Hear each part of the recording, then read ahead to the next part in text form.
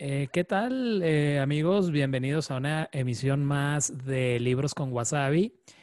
Como siempre, tengo el honor de que Fernando Sánchez Dragón me acompañe. Fernando, te doy la bienvenida. ¿Cómo estás? Muy buenas, Luis. Estoy bien, como de costumbre. Igual que la última vez. Me parece bien, Fernando. Te veo muy bien. Y bueno, Fernando, ahora nos saldremos un poquito del tema de Me la ves bien literatura. porque me ves bien porque me he cortado el pelo. Y eso siempre rejuvenece. Perdona la broma, no puedes hacer otro tanto, Luis. Así es. Sí, sí, sí. Eh, bueno, Fernando, ahora nos saldremos un poquito del tema de la literatura que hemos tratado en las otras emisiones para hablar de algo de lo que tú eres un gran aficionado y un gran conocedor, que es el tema de la tauromaquia, de los toros.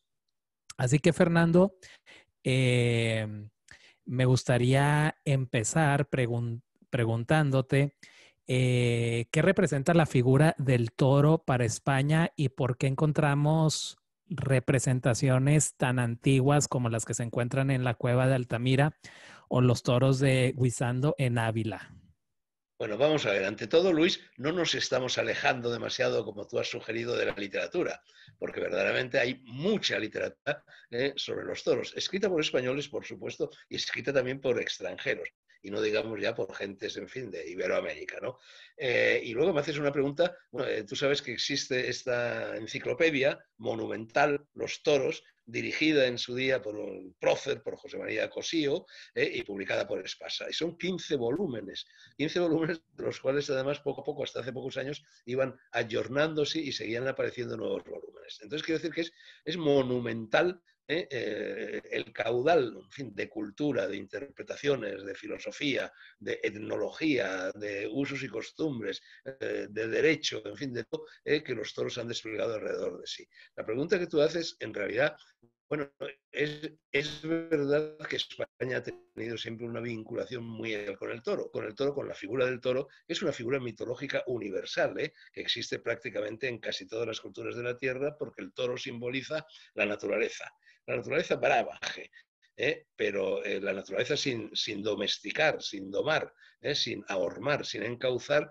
y precisamente por eso encarna la fuerza creadora, la fuerza genésica, la fuerza regeneradora de la naturaleza. De ahí que desde siempre se le haya rendido toda clase de cultos religiosos, ¿no? En realidad, sobre todo, el apogeo de los cultos religiosos es el Mediterráneo. Prácticamente todos los pueblos del Mediterráneo, ya fuese la antigua Grecia, ya fuese Egipto, no digamos Egipto, etcétera, han rendido culto a la figura del toro. Y es verdad que desde la noche de los tiempos, desde que tenemos recuerdo, desde esas pinturas rupestres a las que tú te has referido de Altamira, y no solo de Altamira, la figura legendaria, mitológica, mítica del toro está ya presente. Bueno, está tan presente que de las hazañas de Hércules, varias de las hazañas de Hércules. Hércules es el héroe primigenio del inconsciente colectivo de los españoles. Muchas de las hazañas de Hércules transcurren precisamente en la península ibérica, y entre ellas transcurre, en fin, el episodio de los bueyes de Gerión. Bueyes no eran, ciertamente eran toros, no de la Lidia, no existía en aquel momento, pero eran toros bravos que estaban en las marismas de Andalucía, en las marismas cercanas a Cádiz. Entonces, de ahí ya arranca ese culto español al toro, que aquí va a ser más acendrado que en otras partes. En fin, este ahondar en las propias raíces llega tan lejos que en realidad yo me lo haya oído decir en alguna ocasión, digo que el primer cronista taurino fue Platón, nada menos que Platón, porque fue Platón la persona que nos reveló lo poquito que sabemos sobre la Atlántida, sobre ese misterioso continente, en fin, que desarrolla una gran cultura, económicamente próspera, etcétera, etcétera, y que de repente fue sumergido por una especie de diluvio universal, por un tsunami, por un cataclismo. Entonces, el secreto de la Atlántida, que se pierde no ya en la noche de los tiempos, vamos, sino en la noche de los ancestros, ¿no? En la noche primigenia, fue revelado a uno de los 7 sabios de Grecia, a Solón, que era maestro de Platón. le fue revelado porque Solón fue iniciado en los misterios iniciáticos de Sais en el antiguo Egipto. Y entonces allí le contaron la leyenda de la Atlántida, tal y como, según aquellos hierofantes, aquellos sacerdotes, aquellos cultos mistéricos había transcurrido. Y Solón se lo contó a Platón, combinándolo a no contarlo, porque todo esto sellaba los labios por el secreto hermético, ¿no? Pero Platón, en fin, que era hombre, era hombre dado a comunicar las cosas, era hombre parlanchín, me imagino, y que desde luego escribió mucho, bueno, desveló un poco el secreto de lo que su maestro Solón le había dicho respecto a la Atlántida en dos de sus diálogos, el Crities y el Timeo. Y en ellos nos cuenta algo que es verdaderamente sorprendente, porque realmente lo que nos está contando es una especie de corrida de toros. De ahí que yo diga que Platón fue el primer cronista taurino. Nos cuenta que en la lejana Atlántida, esa isla gigantesca, que estaba situada aparentemente a mitad de camino entre España y América. Era un poco el eslabón perdido entre la hispanidad y lo iberoamericano, y además, bueno, estaba en el Atlántico, como su mismo nombre indica, Atlántida, Atlántico, y Atl, en las lenguas precolombinas, en algunas de ellas, significaba agua, cosa que descubrieron los primeros misioneros cristianos, los primeros colonizadores, los primeros descubridores cuando llegaron a América, ¿no? Que efectivamente, curiosamente, cuando llegan a América iban muchos vascos, ¿no? En fin, en aquellas expediciones, y los vascos hablaban vascuence, hablaban euskera, ¿no? Y se entendían los misioneros vascos a la hora de predicar, en fin, a los por ejemplo, se entendían con ellos más o menos, recurriendo al vascuence, porque había muchas palabras comunes entre las lenguas precolombinas y entre el vascuence. Entre ellas la palabra atla, que significaba agua, o por ejemplo la palabra hayalay. Está maullando mi gato ahí, desesperado, no sé qué hace. Bueno, no sé si llegan los maullidos. Bueno, hayalay, que es la palabra que en vascuence significa pelota a mano, frontón, es un término precolombino, es un término vascuenzo, pero que se entendía entre los mayas, que tenían también, en fin, este juego de la pelota fantástico, ¿no? Bueno, pues todo esto tiene que ver con esa versión que nos da Platón. Y nos dice que los reyes de la Confederación Atlántida, que eran por lo visto 12 reinos correspondientes, son cultos heliolátricos, correspondientes cada uno de ellos a un signo del zodíaco, ¿no? Se reunían una vez al año. Pues para dirimir las cuestiones pendientes en la Confederación.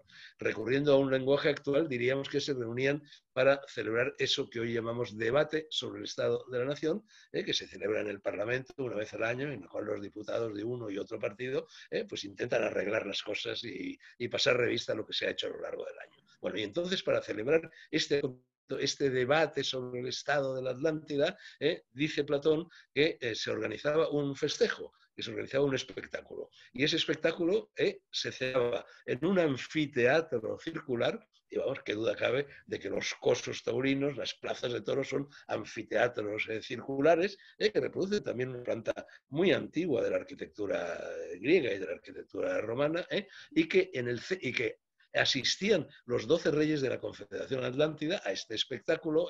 Hoy día las corridas de toros se celebran siempre en el palco presidencial, está la autoridad, está un representante del ministro del Interior, ¿no? Que representa efectivamente la autoridad, representa efectivamente lo mismo que representaban los reyes de la Confederación Atlántida. Y entonces, en presencia de estos reyes y de todo el pueblo reunido, nos cuenta Platón una persona, un individuo, armado con un instrumento de hierro, una espada, y una falcata, en fin, una katana, llámala como quieras, y un trapo, se enfrentaba a un toro y le daba muerte. Bueno, eso es tal cual exactamente lo mismo que mutatis mutandis sigue haciéndose hoy día en las corridas de toros. Así que tan lejos llega el origen, en fin, de este culto que, como te digo, no es más que el culto a lo jeresíaco. El toro representa la fertilidad, en definitiva. Y entonces hay infinidad de una simbología impresionante agazapada en esto. Por ejemplo, el ruedo es redondo, y simboliza el planeta, simboliza el mundo, que es también esférico, ¿no? Entonces, cuando llega la noche, se supone que al retirarse el sol, desaparece lo que alimenta, la energía que alimenta las cosechas, que alimenta la vida, que alimenta, en fin, todo lo que sucede en el planeta. Y entonces hacía falta a las 5 de la tarde, no es una casualidad, y nos vamos aquí a la literatura, nos vamos a Lorca y a su célebre poema Llanto por la muerte de Ignacio Sánchez Mejías, con aquella cantilena a las 5 de la tarde, eran las 5 en punto de la tarde, eran las 5 en sombra de la tarde y tal, porque a las 5 de la tarde, ahora ya no, porque hay una hora legal, ahora ya son las 7 de la tarde, 6 o 7 de la tarde, pero antes las corridas de toros se celebraban siempre a las 5 de la tarde, que era cuando llegaba el crepúsculo. Es decir, era cuando el sol se retiraba y por lo tanto la Tierra, el planeta, perdía su principal, por no decir única, fuente de energía. Y entonces era necesario que un héroe simbólicamente derramara en esa arena que tenía el mismo color del sol, del cielo en el crepúsculo, en esa arena de color albero, que es el que inunda el cielo cuando el sol se está retirando, que regara ese símbolo del mundo, esa arena, con la sangre del animal más poderoso que existe, con mayor carga seminal, para que durante la noche, en fin, mientras transcurrían las tinieblas, la vida no desapareciera y que ya al salir el sol al día siguiente, pues se reanudara, en fin, el hálito de la energía. Entonces, este es uno de los muchos significados que está agazapado en la tauromaquia. Y eso, por lo tanto, vale no para la península ibérica, no vale solo para determinadas costumbres y usos de la península ibérica, sino que vale prácticamente para todos los lugares de la Tierra. Y de ahí que el culto al toro haya seducido en todos los lugares de la Tierra, también en la América que habla español, también en Perú, en Venezuela, en Bolivia, en Ecuador, en México, en fin, en tantos países, ha seducido también a los habitantes que poco tenían que ver con estos mitos platónicos, ¿no? Claro, Fernando. Bueno, eso que hablas de esta especie de sacrificio a las 5 de la tarde, de alguna manera para regenerar las fuerzas cósmicas, me recuerda un poco los sacrificios de las culturas de Mesoamérica, de los mayas, de los aztecas. Bueno, Y sin bueno, ir más lejos, yo mencionaba hace un momento el juego de pelota de claro, los mayas. ¿No? El juego de pelota verdaderamente se cortaba la cabeza del que conseguía meter la pelota ese era el curioso premio que se le daba. Pero claro, eso también tenía un significado ritual de regeneración de la vida, ¿no? Y así son es. cosas muy parecidas, que claro, ahora nos chocan mucho, ¿no? Ahora nos parecen, vamos, en el caso de los toros no tanto, pero claro, en el caso del juego de pelota de los mayas, pues nos parece sacrificios humanos, etcétera, etcétera. Pero bueno, esas cosas habían sucedido siempre en aquella época. Pero bueno, sí. Y bueno, Fernando, ¿es el toro el símbolo que de alguna manera une todas las culturas que habitaron la península ibérica? Es decir, une a los iberos, une a los fenicios, a los griegos, a los romanos. Bueno, es que todas esas culturas son culturas del Mediterráneo y por lo tanto participan de este origen. Ten en cuenta que si de verdad existió la Atlántida, y yo naturalmente no me puedo pronunciar sobre eso, pero es cierto que, como señalaba Ortega y Gasset, la Atlántida es como una llave maestra cuya existencia explica la historia universal, explica la historia universal, en fin, la historia antigua, explica muchas de las cosas que sucedieron en el ámbito concretamente de la historia de América, de lo que algún día se iba a llamar América, y de Europa. Entonces, bueno, si aplicamos así el criterio deductivo de Sherlock Holmes, aunque sea muy difícil demostrar la existencia de la Atlántida, si echamos mano de eso, de que la llave maestra que explica muchas incógnitas, muchos enigmas de la historia universal es la Atlántida, cabe suponer que efectivamente la Atlántida existió. Y si existió y fue destruida por un cataclisma ecológico, bueno, pues lo normal es que hubo náufragos, hubo supervivientes, porque siempre los hay. En los terremotos hay supervivientes, en los tsunamis hay supervivientes, en las erupciones volcánicas hay supervivientes. Lo único que podían hacer para escapar al desastre, para escapar a la catástrofe, era hacerse a la mar. Hacerse la mar en lo que fuera, en balsas, en botes, en fin, en barcos, en fin, de distinto tonelaje, lo que fuera. Y esos náufragos, algunos de ellos, evidentemente, se salvaron.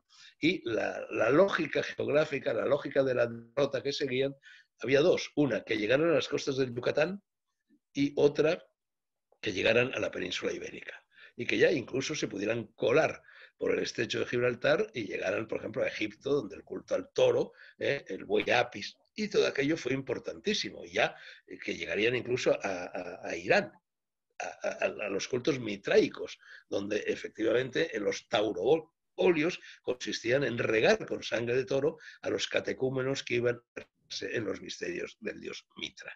Bueno, entonces todo esto encaja, son como piezas geográficas, históricas y mitológicas que van dibujando un mapa común. Entonces, fíjate que, en fin, lo decimos hoy, día 12 de octubre, hablamos hace un momento de que comenzara nuestra conversación, hablamos de Carlos Fuentes, ese gran escritor.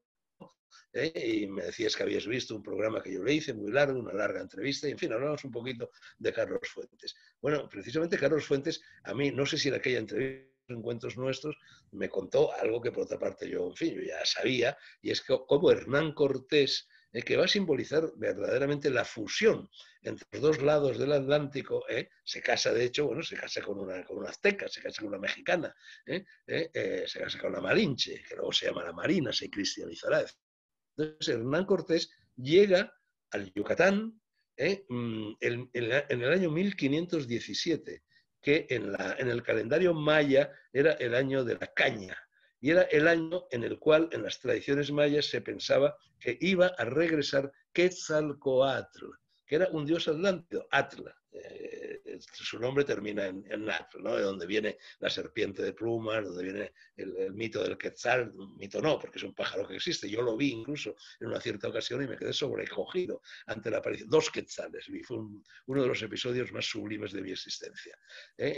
Los vi allí en Nicaragua, en el isótopo del Quetzal en Nicaragua. Fue en fin, algo fantástico. Un día te lo cuento. Pero bueno, el caso es que llega Hernán Cortés y Quetzalcóatl, este héroe, héroe de las 1000 caras, como lo bautizaría Campbell, el mitólogo, siembra en el Yucatán las semillas de la civilización, la apicultura, la agricultura, en fin, la mínima industria, formas de civilización, formas de organización jurídica de la sociedad, etc. Y era un hombre blanco, porque venía de la Atlántida, y era un hombre barbado, y se marchó. Un buen día se marchó, porque estos dioses regeneradores, fecundadores, llegan y se marchan. Esto es una constante en todas las culturas. Quetzalcóatl en otros lugares de la América precolombina existe con otros nombres. Es Uru, es Viracocha, etc. Tiene muchas acepciones, pero es siempre el mismo mito de este civilizador que llega de lejanas tierras, siempre efectivamente las semillas de la civilización y se larga prometiendo volver. Eso es también el mito de la segunda venida, que está en todas las religiones. La segunda venida, la parusía de Jesús, ¿no? El Paráclito, el Espíritu Santo, la segunda venida Maitreya del Buda en las tradiciones budistas, la segunda venida de Vishnu en el hinduismo, Kalki, o la segunda venida de Mahoma, que es el Mahdi, en la religión musulmana. Bueno, eso es que Quetzalcóatl se va y promete volver. Y según los cálculos de los calendarios mayas, va a volver el año 1500 de la caña. Y este aquí que aparece Hernán Cortés. Y Hernán Cortés aparece adornado por atavíos, en fin, verdaderamente sobrehumanos. Tiene arcabuces, disparan, que escupen fuego y que matan a la gente. Tiene, en fin, barcos que a los mayas les parecen colosales que atraviesan los océanos. Tiene armaduras, tiene pólvora, en fin, tiene todo, es como un centauro. Los españoles llegan con caballos, van a caballo, como un centauro. Es decir, eran seres verdaderamente mitológicos a los ojos de los mayas, y entonces, ¿qué hacen los mayas? Dicen, caramba, ha regresado Quetzalcóatl, y se ponen contentísimos, y lo reciben con los brazos abiertos, y lo primero que hacen es enviar mensajeros a Moctezuma, mensajeros, en fin, a la capital, por así decir, para comunicarles que ha vuelto Quetzalcóatl. Y efectivamente, Moctezuma los va a recibir también con los brazos abiertos. Luego las cosas se envenenarán, como todos sabemos, y pasará lo que pasó. Pero esto es lo que, según Carlos Fuentes, explicaba en gran medida el hecho de que Hernán Cortés, con un puñado de hombres, consiguiera derribar, adueñarse, en fin, de un imperio colosal como lo era el imperio de Moctezuma en México de aquella época, ¿no? Bueno, pues todo eso, es decir, en México hay una enorme... La plaza de toros mayor del mundo no está en Madrid, no está en Sevilla, no está en Bilbao, está en Ciudad de México, ¿no? Y luego, bueno, luego, si quieres, te cuento este mito, en fin, esta fiesta que el día del Corpus Christi, día solar del cristianismo, se sigue celebrando al parecer en Perú. Bueno, todo esto, como te digo, en fin, hilvana, en fin, todo este tejido mitológico en el cual hunde sus raíces la tauromaquia. Y Fernando, las corridas de toros como espectáculo, es decir, ya algo más definido como lo que conocemos hoy en día, ¿cuándo surgen? Es decir, ¿le deben algo al espectáculo romano o es algo puramente español? Bueno, esa es una vieja discusión, ¿eh? Incluso yo en mi libro Gárgoles y Avidis, una historia mágica de España, sostuve la teoría, hipótesis más que teoría, no es una tesis, pues es muy difícil de demostrar, que siempre se había pensado que el modelo arquitectónico de las plazas de toros procedía efectivamente del circo romano y concretamente del Campo de Marte, cuyas ruinas todavía pueden visitarse en la capital de Italia, en Roma. Pero sin embargo, en mi tierra soriana, en Tiermes, que es, en fin, que está prácticamente en el punto donde tres provincias españolas, Guadalajara, nombre también muy mexicano, Segovia y Soria se juntan y allí estaba este enclave celtíbero, la ciudad de Tiermes, que llegó a ser un enclave colosal, muy poderoso. Y que fue conquistado por los romanos y en un determinado momento hubo allí una sublevación contra un pretor romano, Galba se llamaba, que veía a impuestos y, en fin, a otros actos de despotismo a los termestinos. Y entonces hubo un crimen colectivo, como en Fuenteovejuna, el famoso drama de Lope de Vega, en fin, entonces asesinaron a este pretor Galba y entonces era un acto colectivo, claro, Roma abrió investigaciones, intentaba averiguar quiénes eran los culpables para castigarlos y allí se encontraron con una resistencia verdaderamente férrea por parte de los termestinos que decían no, no, no, no, esto ha sido el pueblo, esto no ha sido nadie. En fin, una fuente ovejuna. Esto fue recogido y contado, esto sucedió en el año 83 antes de Cristo. Esto fue recogido por Tácito, en fin, en uno de sus libros de historia, y fue lo que a mí me puso sobre la pista de Gárgoles y Avidis, en fin, de ese libraco tremendo de 4 volúmenes que escribí hace ya muchos años, porque los interrogar y quizá de torturar a los termestinos para que confesaran quién había esgrimido el puñal homicida, ya se dirigieron a uno de ellos, el policía que lo interrogara, le dijo, pero ya está bien, ¿por qué no habláis de una vez y terminamos con esta historia? Y entonces ese termestino, según refiere Tácito, y esta fue la frase que puso en marcha mi Gárgoles y Avidis, mi historia mágica de España, le dijo, en el año 83 antes de Cristo, le dijo, no, nosotros no hablamos, que aquí vive todavía la España antigua. Caramba, España no existía en realidad en aquella época, pero evidentemente existía ya una noción, una identidad nacional de una serie de tribus, porque estaba dividida en 1000 tribus España, pero que sin embargo tenían algo en común. Y no solo eso, había también la noción de una decadencia. La España antigua aquí todavía sobrevive, decía el termestino, lo cual parece indicar que en el resto, en fin, que en otras muchas partes había desaparecido. Bueno, entonces ahí en Tiermes, esto se puede visitar, es más, te aconsejo que si vienes a España y te traes a tus alumnos de la Universidad del Paso, visitéis las ruinas de Tiermes, porque son las ruinas arqueológicas más importantes que hoy existen en Europa, verdaderamente apabullantes, de una hermosura extraordinaria, porque está el nivel celtíbero, está el nivel romano, está el nivel visigodo, está el nivel ya cristiano propiamente dicho, ¿no? Entonces allí hay un anfiteatro orientado hacia el sol naciente, la tauromaquia es una fiesta solar, idiolátrica, ya te lo he dicho antes, y allí han aparecido en el centro de este anfiteatro, que es semicircular, probablemente porque el círculo completo no ha sido excavado o no, ya se verá, aparecen restos de animales, y entre ellos restos también de toros, como si hubieran sido sacrificados allí ritualmente. Bueno, entonces el problema, y ahora estoy citando esto para hablar del posible origen, al menos arquitectónico, de la Plaza de Toros en Roma, en el modelo romano. Bueno, esto, si realmente allí se celebraban corridas de toros, por así decir, es decir, rituales táuricos, se carga la posibilidad de que los españoles se inspiraran en el modelo del Campo de Marte romano, del circo romano, porque la fecha de Tiermes es anterior. Entonces sería una forma autóctona. Pero por otra parte, tampoco esto puede sorprender a nadie, porque la forma del anfiteatro, bueno, el Parlamento, si te vas de aquí a las Cortes, ¿qué hay allí? Hay un anfiteatro. Los diputados siguen sentándose ahora, y esto prácticamente sucede en todos los lugares de la Tierra, por una lógica de distribución de espacio, se sientan de forma circular en un hemiciclo, se llama el hemiciclo, ¿no? Así que tampoco, quiero decir que los romanos pudieron llegar a esa forma arquitectónica por su cuenta y los españoles también por su cuenta de forma independiente. yo no creo, hombre, luego naturalmente, hombre, hubo siglos y siglos de dominación romana, de fusión de las dos culturas, y entonces evidentemente, bueno, pues algunas, en fin, algunas costumbres, algunas ropas, algunos ritmos, algunos detalles fueron trasladados del circo romano a las plazas de toros españolas, pero bueno, tampoco es que tampoco había plazas de toros españolas, tienen un origen muy tardío. Las plazas de toros prácticamente, con alguna ligerísima excepción, comienzan cuando llegan los Borbones, que es cuando se crea un reglamento taurino y cuando se codifica la fiesta, la antigua fiesta de la tauromaquia, se codifica según un ritual. Pero hasta entonces, y todavía hoy en gran medida sigue siendo así, la tauromaquia, el correr toros, el torear toros, era algo que se hacía en las calles, cuando llegaban las fiestas o cuando se trasladaba el ganado, que se hacía en las plazas públicas, o que se hacía en las propias dehesas, ¿no? La corrida de toros, tal como hoy la entendemos, es muy posterior a la tauromaquia, que en cambio es infinitamente anterior, ¿no? Entonces, bueno, yo creo que, ¿por qué cuajó eso en España? Bueno, pues mira, cuajó eso en España porque aquí había algo que podía llegar a ser toro de lidia.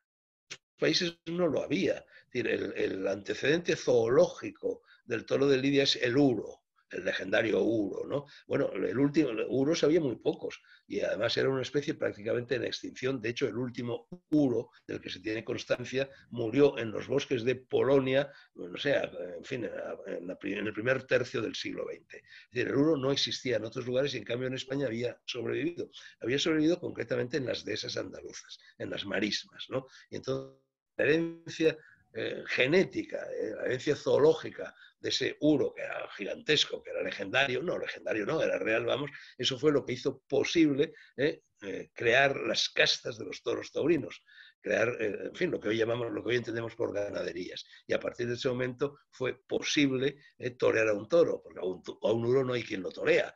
Lo toree, sería como torear, no sé, a un elefante, a un mamut, ¿no? Entonces, esa pervivencia del uro como antecedente zoológico del toro de lidia es lo que quizá explica que en España surgiera la corrida de toros, que en cambio no surgió de la misma manera en otros lugares del Mediterráneo, aunque hubo espectáculos parecidos en Creta.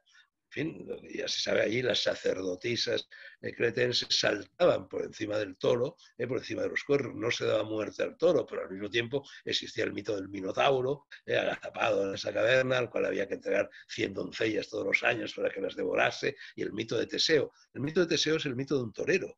Teseo es un torero. Teseo consigue matar al Minotauro, ¿cómo? ¿Qué lleva en la mano? Solo, a pecho descubierto, no lo acompaña nadie. De igual manera que hoy día el torero cuando ya va a torear, dice, dejadme solo. Se torea a solas. Naturalmente los peones, los banderilleros están al quite, si le pasa algo al torero y acuden rápidamente en su socorro. Pero mientras el toro está siendo toreado, solamente lo puede torear el torero. No hay ayuda posible. Es el hombre a solas frente a la muerte, frente a su destino, ¿no? Entonces Teseo es lo que hace. Cuando se adentra en la cueva del Minotauro para dar muerte al Minotauro, lo hace solo. Pero lleva dos cosas. Lleva el hilo de Ariadna, es decir, el elemento yin, el elemento femenino, y una espada. La espada es curva en su punta, es como un falo. Lleva el falo, símbolo yang, símbolo masculino por antonomasia, y el hilo de Ariadna, símbolo de la mujer, en fin, que representaba en aquel momento las tareas domésticas en definitiva y por lo tanto el hilo. Y con esas dos cosas, yin y yang, consigue dar muerte al toro y salvar a las doncellas cretenses, en fin, de ser devoradas por él en las sucesivas estaciones. Esto tiene que ver, Luis, porque otra de las explicaciones más fascinantes del origen de la tauromaquia es de carácter abiertamente. Álvarez de Miranda lo contó muy bien, lo estudió muy a fondo. Resulta que la gente cree que el toro acude a la muleta o acude a la capa porque es roja y porque le atrae el color rojo. Mentira, el toro no distingue colores. La mayor parte de los animales no distinguen colores. Ven un mundo de matices de blanco, gris, negro, etcétera, pero no distinguen colores. Y el toro tampoco. El toro acude por el movimiento, no por el color. Entonces ahora, claro, ahora identifica el trapo con el cual el torero torea al toro con el color rojo, con el color de la sangre. No, no hay tal. Mejor dicho, con el color de la sangre sí.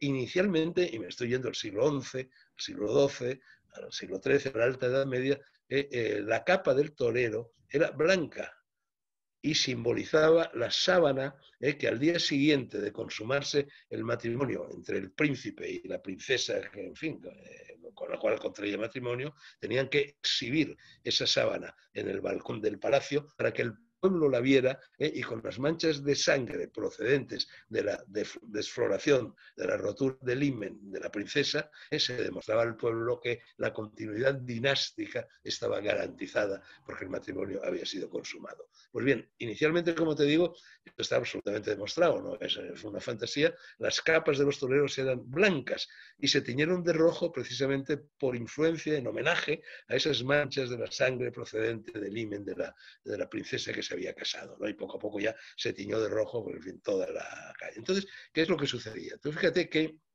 es decir, yo antes he hablado a propósito de Teseo, del elemento yin, femenino, el hilo de Ariadna, y del elemento yang, el falo, la espada, ¿no? Bueno, en la corrida de toros, el torero representa lo femenino, y el toro, en cambio, representa lo masculino. Es una fusión del yin y del yang. El toro es lo masculino porque, bueno, la potencia física, la potencia muscular y la potencia genésica seminal del toro es extraordinaria. Y en cambio el torero es lo contrario, el torero es femenino. Cuando el torero sale, pisa el ruedo para iniciar el paseillo antes de la corrida, va vestido de mujer. Va vestido casi de cabaretera, lleva una chaquetilla de lentejuelas, lleva medias de color de rosa, lleva unos zapatitos que son zapatitos como de mujer, se arropa, en fin, con la capa, se pavonea, hace el paseillo, es decir, se luce, como lo hacen, no sé, las chicas en el paseo, ¿no? Es femenino. Y entonces, en cambio, el toro, ¡guau!, irrumpe, cuando se abre la puerta de Toriles, irrumpe en la plaza con todo su poderío viril, ¿no?, genésico, masculino. Y a partir de ese momento se entabla una especie de bodas, de noche de bodas, de contacto, de danza ritual entre el torero hembra y el toro macho. Y poco a poco, a lo largo de la corrida, por empática, por simbiosis, se van trocando los papeles. De tal manera que cuando llega la hora de matar al toro, que no en balde se llama la hora de la verdad, el toro tiene que conseguir que el toro humille, que el toro se coloque delante de él con las piernas ligeras, colocadas en una determinada postura, igual que una mujer en la noche de bodas, humille un poco la cabeza y ofrezca lo que se llama el hoyo de las agujas. El hoyo de las agujas, que está aquí en la nuca, en el cogote del toro, es lo único que permite dar muerte limpiamente, rápidamente al toro.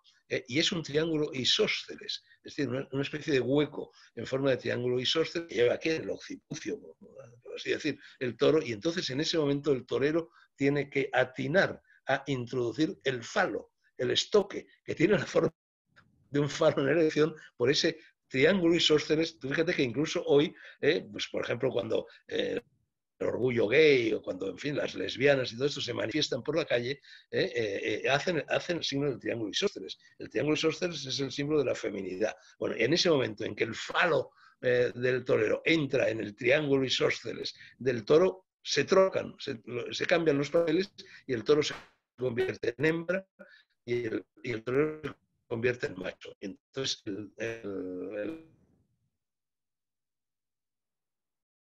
pues en fin, ese extraordinario ritual que va a garantizar la vida. Bueno, esta es otra de las explicaciones verdaderamente abrumadoras que explican en fin, la garra popular de la corrida de toros. Ahora, tú has dicho antes, Laura, que no te, en fin, no te he detenido cuando lo has dicho. Lo has llamado espectáculo. Los toros no son un espectáculo. Es decir, es verdad que se han convertido en un espectáculo, pero claro, estamos viviendo en un mundo que todo lo convierte en espectáculo. Hasta las guerras se han convertido en espectáculo y las televisa, la CNN, en fin, desde Irán, desde Kuwait, desde donde sea, ¿no? Entonces, bueno, eso es la secularización de un proceso religioso. Pero realmente los toros son una misa. Los toros son un ritual sagrado, los toros son un sacramento. Y es verdad que tiene algo de deporte, es verdad que tiene algo de arte, que tiene algo de ballet, es verdad que tiene música, que genera literatura y que poco a poco se va transformando a los ojos del aficionado normal, que no conoce todas estas cosas que yo te estoy diciendo, naturalmente, pues se va transformando en un espectáculo. Pero no es un espectáculo. De hecho, como espectáculo es muy aburrido. Los toros pueden ser muy aburridos. Lo que pasa es que los toros siempre son interesantes. Lo contrario de lo aburrido es lo divertido, pero lo interesante es algo que se mueve en otro registro semántico. Entonces los toros son siempre interesantes y realmente para que los toros sean interesantes basta, y esto es un consejo que yo doy a las personas que van a los toros y que a lo mejor no han ido nunca y que en fin les choca todo aquello un poco y no terminan de entrar, que miren siempre el toro. Cuando en la tauromaquia pasa algo, es donde está el toro. Donde no está el toro no pasa nada. El torero puede hacer lo que le dé la gana, el banderillero, los caballos del picador, etcétera, pero cuando se produce la tauromaquia es en el contacto con el toro o simplemente con la presencia del toro. Entonces, cualquier aficionado que vaya a los toros y que se acostumbre a la idea de que hay que ir continuamente mirando al toro y no mirando al torero, claro, muchas veces el torero se convierte en un héroe popular, en un héroe mediático, una especie de actor de cine, etcétera, y entonces la gente tiende a mirar más al torero que al toro. No, no, no. El toreo fundamentalmente es un asunto del toro, no del torero. Y bueno, Fernando, ¿se pueden considerar las corridas de toros la máxima expresión de las artes, ya que es la única forma artística en donde se pone en riesgo la vida? Bueno, eso es evidente, claro, es que por eso no es un espectáculo. Tú puedes ir a una obra de teatro o una ópera en la cual se simule la muerte, ¿no? En la cual, pues, Bruto apuñale a César, como el drama de Shakespeare, pero el actor no muere. En cierta ocasión, esta fue una frase de Belmonte, el famoso torero, a Valle Inclán, cuando le dijo, es que aquí se muere. Claro, entonces eso ya, claro, eso confiere una verdad verdaderamente impresionante a la corrida de toros, que no existe en ningún otro tipo de espectáculo, no hay ningún espectáculo en el que se muera, ¿no? Se puede morir, pero es un accidente, no es lo normal. En los toros siempre muere alguien, muere el torero o muere el toro, y es impresionante la cantidad, porque siempre los antitaurinos tienden a decir, no, es que el torero tiene ventajas, siempre mueren muy pocos toreros, y en cambio los toros prácticamente mueren todos, tampoco es verdad, porque a un toro se le puede indultar, ¿no? Pero vamos, es verdad que mueren más toros que toreros, pero bueno, es que ahí está también otro de los grandes símbolos de la tauromaquia, que es el dominio que el ser humano, debido a la racionalidad, ejerce sobre la naturaleza. Esto lo entendió muy bien, por ejemplo, pues un escritor italiano, Papini, que era cristiano y que se quedó fascinado por la corrida de toros, precisamente, en fin, por ese enfrentamiento que es la historia de la cultura, es la historia de la humanidad entre la inteligencia humana y el poderío y la fuerza de la naturaleza, ¿no? Y bueno, Fernando, desde un punto de vista puramente técnico, ¿cómo es una corrida de toros? Es decir, me refiero a cuál es el proceso cronológico que se sigue, qué pasa primero, qué pasa después.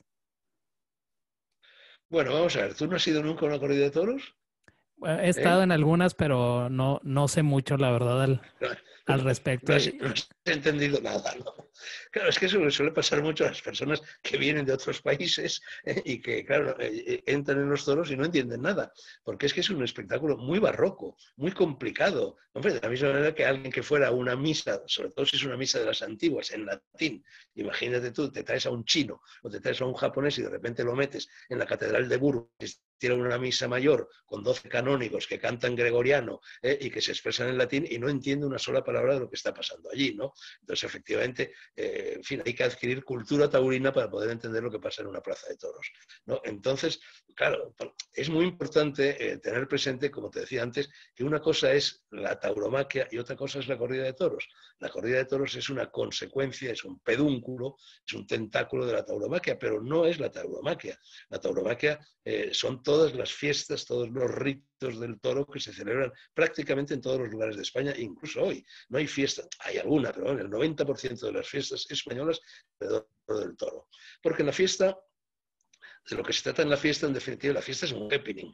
La fiesta es ponerlo todo patas arriba. La fiesta es un espacio acotado a lo largo del año que dura 3, 4, 5 días, una semana, en la cual, por así decir, la racionalidad y las autoridades se retiran y permiten el pueblo de rienda suelta a sus instintos, de rienda suelta a lo dionisíaco, ¿no? De rienda suelta al lado natural que lleva. Y entonces todo se pone patas arriba, ¿no? Entonces, eso es el origen de la fiesta, eso es el Sancta Sanctorum, las señas de identidad de la fiesta, y por lo tanto, claro, cuando aparece un toro, todo inmediatamente se pone patas arriba, inmediatamente. Salta la civilización, salta la cultura, saltan las leyes, saltan las normas, y de ahí que el toro sea el elemento catalizador, esa especie de bomba, de explosión que se introduce prácticamente en todas las fiestas populares. Eso se mantiene durante milenios.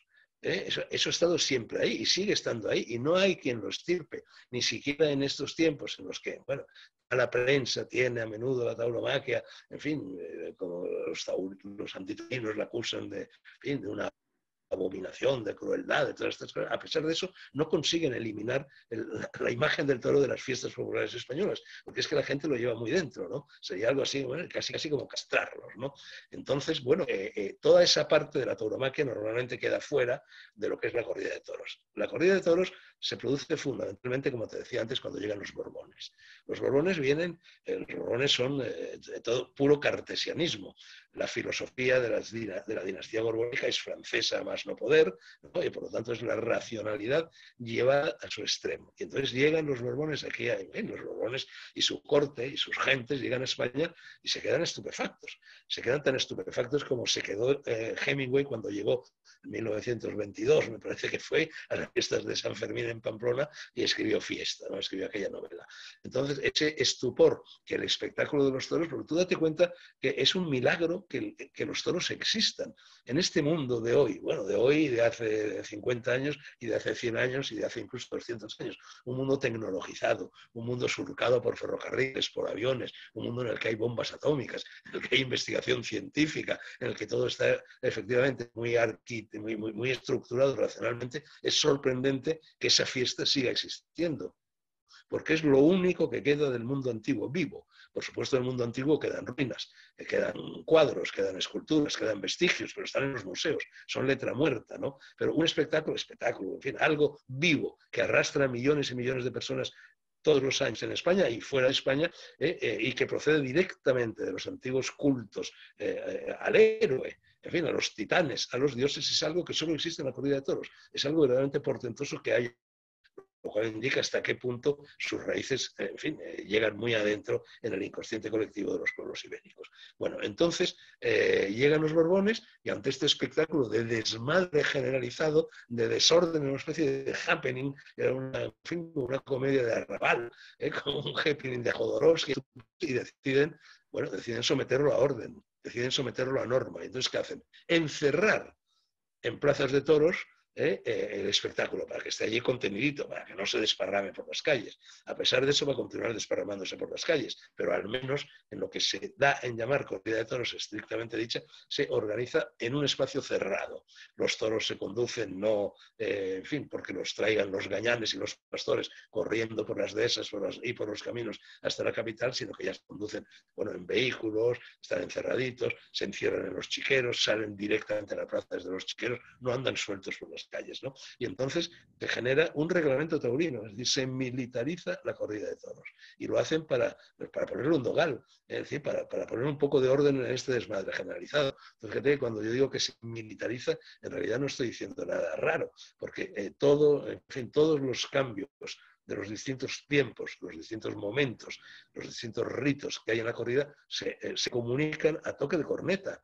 Como en los cuarteles. En los cuarteles es la corneta la que dice hay combate, hay que descansar, hay que dormir. De la misma manera, en las plazas de toros hay unos toques de corneta, los clarines, los famosos clarines, que son los que van amojonando los distintos tiempos de la corrida. Bueno, eso es la corrida de toros.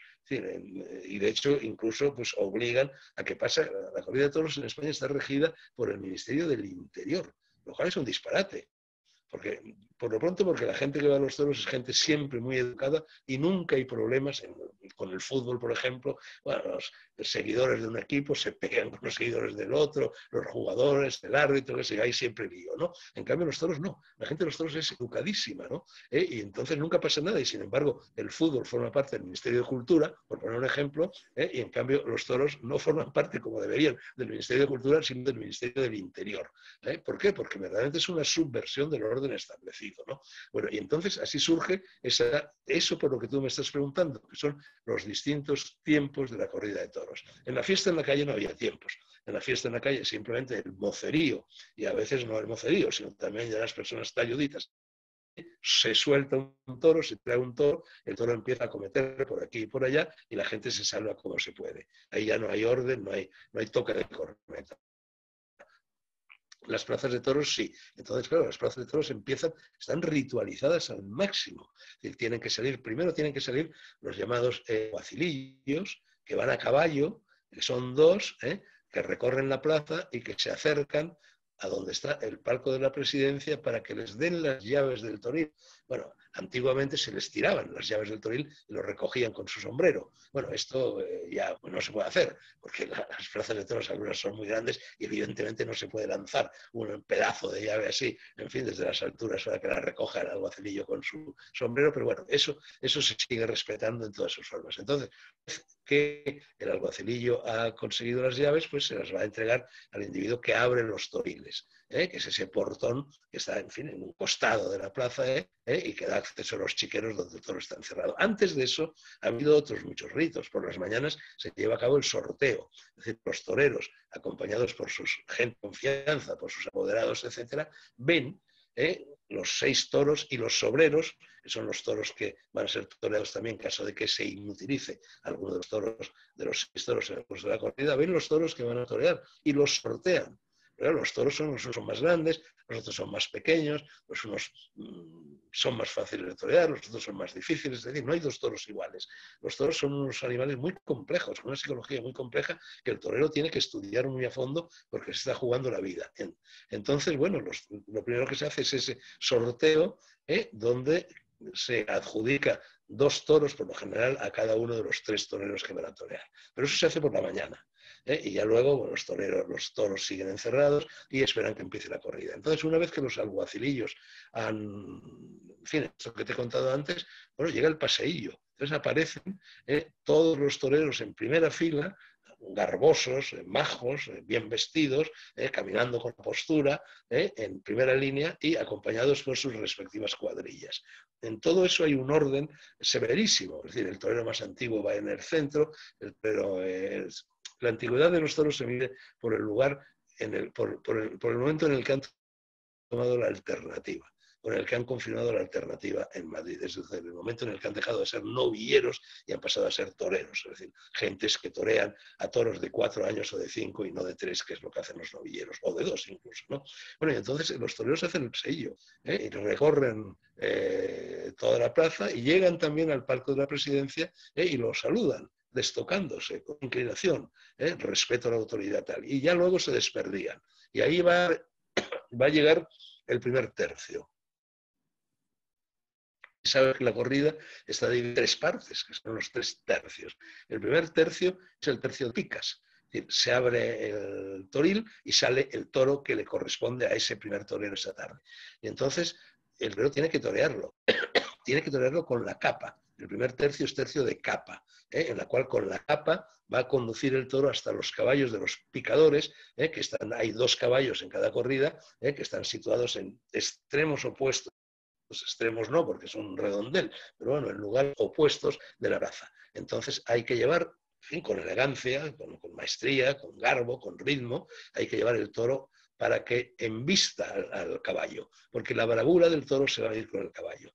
El torero tiene que dejar el toro, según sean sus características, a una determinada distancia de estar en cualquier parte.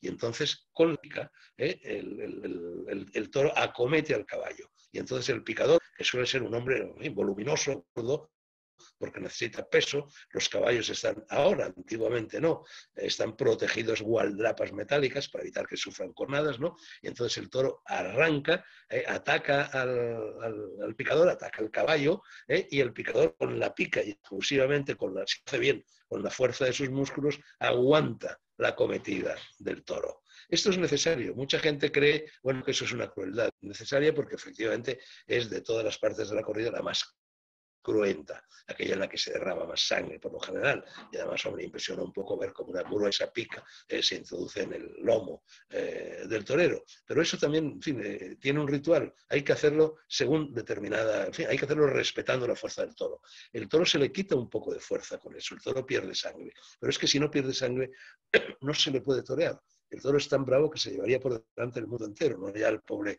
a los banderilleros o al pobre torero envuelto, en fin, en un trapito de nada, ¿no? Entonces, para restarle un poco de fuerza, se le pica. Y ahí se mide la bravura del toro. Y a todo esto, el torero tiene que estar estudiando todos los gestos, todos los movimientos que hace el toro, porque se está jugando la vida en eso. Yo siempre suelo decir que los toreros son las personas más inteligentes que yo conozco, porque tienen que resolver una ecuación dificilísima en cuestión de segundos, en cuestión de minutos, que es averiguar cómo hay que torear a ese toro, de qué manera, por alto, por bajo, de frente, en qué parte de la plaza, y lo tiene que hacer rapidísimamente. Es una cosa dificilísima de hacer, ¿no? Un torero puede ser una persona iletrada, puede ser una persona, lo eran antes, ahora ya no, pero en fin, de escasa cultura, pero tiene que tener una inteligencia natural extraordinaria para resolver esa acción en la cual se está jugando la vida. Bueno, y entonces ya el toro ha sido picado, ha recibido las picas, los puyazos reglamentarios, y entonces los clarines suenan para que empiece el segundo tercio. El segundo tercio es de los banderilleros. Los banderilleros, a veces el mismo torero puede ser banderillero, normalmente tiene sus propios banderilleros que a cuerpo limpio, solamente con 2 banderillas en la mano, citan al toro y lo esquivan, en fin, con diferentes movimientos, y le plantan esas 2 banderillas a toro pasado, o bien a veces de frente al toro, hurtando el cuerpo, se la plantan también en el lomo. ¿Por qué se hace eso? Se hace para devolverle coraje, se hace para pinchar al toro, en definitiva, para someterlo a un alfilerazo que después de esa pérdida de energía que la pica ha originado en él, recupere su brío, ¿no? Bueno, ese es el segundo tercio. Se le ponen normalmente 3 pares de banderillas y al término del tercer par de banderillas suenan otra vez 2 clarines y empieza el tercio de verdad, el más importante. Aquel en cuya función se ha celebrado todo lo demás, que es el tercio de muerte.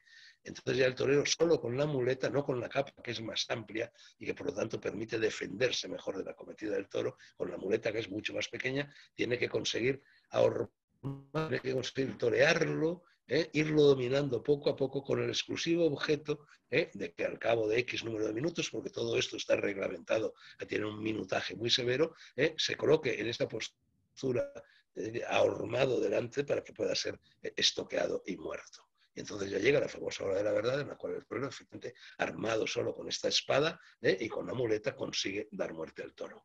Normalmente lo hace bien, normalmente basta una estocada, a veces pincha el hueso, porque claro, ahí hay un hueso y eso es un accidente, pero normalmente, en contra de lo que se suele decir, la muerte del toro es muy limpia. El toro cae fulminado con muy poco derramamiento de sangre. Bueno, y así ya, bueno, pues se culmina la corrida de toros. A veces el toro tiene que ser rematado con lo que se llama el descabello, que es una espada que tiene aquí un tope, con lo cual en fin, se le remata. Y ya entonces el toro es arrastrado fuera de la plaza, y si el toro ha sido bravo, recibe aplausos. Y si el toro ha sido muy, pues se le da la vuelta al ruedo, que es exactamente lo mismo que va a hacer el torero que ha estado bien cuando ha cortado los trofeos del toro, que son fundamentalmente las orejas, ¿no? Entonces el público rinde también homenaje al toro. Es más, el toro puede ser indultado. En los casos de extraordinaria bravura de un toro, el torero puede pedir al presidente que conceda el indulto del toro. Y entonces, si hay suficiente petición en el público y el juego que ha dado el toro da pie a que se le indulte, se le indulta. Y ese toro ya no es ejecutado, no es estoqueado en la plaza, sale vivo de ella. Y esto es así, muy sucientemente contado una corrida de toros. Pero en fin, hay mucho más, hay mucho más. Es una liturgia. Entonces, claro, es la escuela de la vida, Luis. Tú sabes que siempre se ha dicho que para torear hay que hacer, antiguamente se decía, hay que hacer 3 cosas: parar, templar y mandar. Parar, evidentemente, el toro viene hacia ti corriendo y tienes que frenarlo. Con el trapo, con la muleta, con la capa. Eso es parar el toro. Una vez que lo has parado, tienes que templar para que tienes que conducir al toro con suavidad, con lentitud, para que la faena cobre la belleza que el público espera y reclama. Y luego tienes que mandar, es decir, tienes que obligar al toro donde tú quieres que vaya el toro y no al revés. Entonces, el torero que hace esas tres cosas bien está toreando bien, pero hay una evolución a lo largo de la historia en fin, de la tauromaquia, de las corridas de toros, por la cual ahora, además de esos tres cánones de la templar mandar, yo diría que hay otros dos. Uno es ligar, lo que pide el público, los pases. La faena tiene que estar ligada, ¿no? Antiguamente a lo mejor daban muy pocos pases, antiguamente. Los toros eran enormes y los pases, muy pocos pases solo para matar. Pero ahora en cambio se piden pases en nombre de la belleza. Y hay una variedad extraordinaria de pases diferentes y hay que procurar que esos pases estén ligados, sean sucesivos, que no haya intervalos, que la faena no sea entrecortada. Eso es ligar. Y además hay que cargar la suerte, que es lo que empezó a hacer Belmonte. Belmonte cambió por completo los cánones del toreo. Cargar la suerte significa que además de todo esto, además de parar, de templar y de mandar, el torero y de ligar, el torero adelanta la pierna, la derecha o la izquierda, según sea, según esté toreando al natural o según esté toreando de otra manera, para conseguir, para acercarse al toro y sobre todo para que el toro se acerque peligrosamente a él y verdaderamente lo roce con sus cuernos. Y eso produce una extraordinaria emoción en los espectadores. Entonces, parar, templar, mandar, ligar y cargar la suerte. Bueno, pues si te fijas, una persona en fin, para vivir de una manera fecunda, para vivir de una manera sabia, para manejar las riendas de su propia existencia, ¿qué es lo que hace? Lo mismo.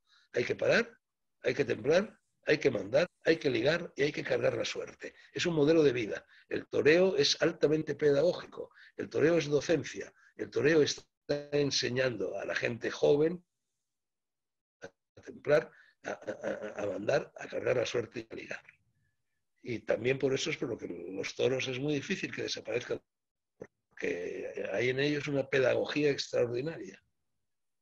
Y además jugándote la vida. Es que claro, todo eso, si no te jugaras la vida, pues no tendría la significación que tiene. Pero por eso no es un espectáculo, porque se puede morir en él. Claro, Fernando.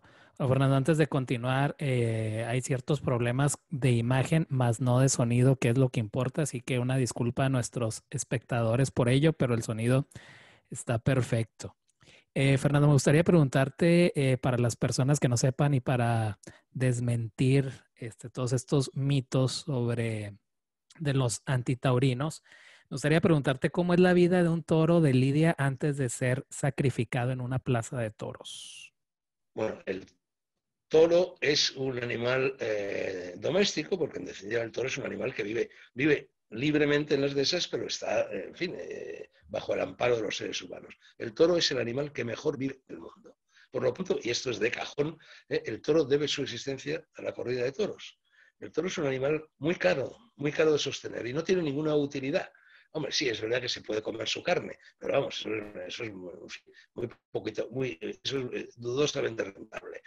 El toro no sirve como nos pueda servir el buey para tirar de un carro, para dar. El toro no es como la vaca que puede dar leche. El toro no tiene ninguna utilidad más que la de ser toreado. De ahí que el toro bravo, haya sobrevivido solo en España porque existe la corrida. Pues desapareciese, desaparecerían rápidamente todos los toros, las ganaderías se extinguirían y ahora que esos individuos que se dicen ecologistas y que al mismo llaman taurinos, es inconcebible que no se den cuenta de que desaparecería de la faz de la tierra una de las especies animales más poderosas, más hermosas que existen. Eso para empezar. Pero aparte de eso, el toro vive como un pachá, el toro vive como un sultán, el toro vive pues como viven en el Serengeti Mara, en el Parque Kruger, en los parques nacionales africanos, como viven los antílopes, las gacelas, los leopardos, los leones y los elefantes. Viven protegidos en un ámbito natural, que es la dehesa, por el cual corretean a sus anchas, viven a sus anchas, comen, se cuida la alimentación, están mimados con veterinarios,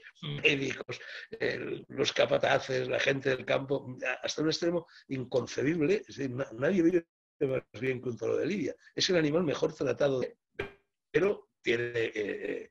Solo muere a los 4 años. o a los 5, pero es que los animales de matadero tienen una muerte horrenda, ¿eh? Con lo cual el toro de lidia vive más tiempo y mejor que, en fin, que sus congéneres que no son de lidia. Tiene, naturalmente, la felicidad absoluta, el paraíso absoluto no existe, y esto tiene una contrapartida. Digamos que la única crueldad, entre comillas, vamos a llamarla así, que se lleva a cabo con el toro de lidia, es que muere virgen. Al toro de lidia no se le permite cubrir a las vacas porque entonces pierde el poder de la bravura, ¿no? Entonces es verdad que el toro de lidia cuando sale a la plaza sale virgen y por lo tanto, como normalmente muere en la plaza, muere virgen.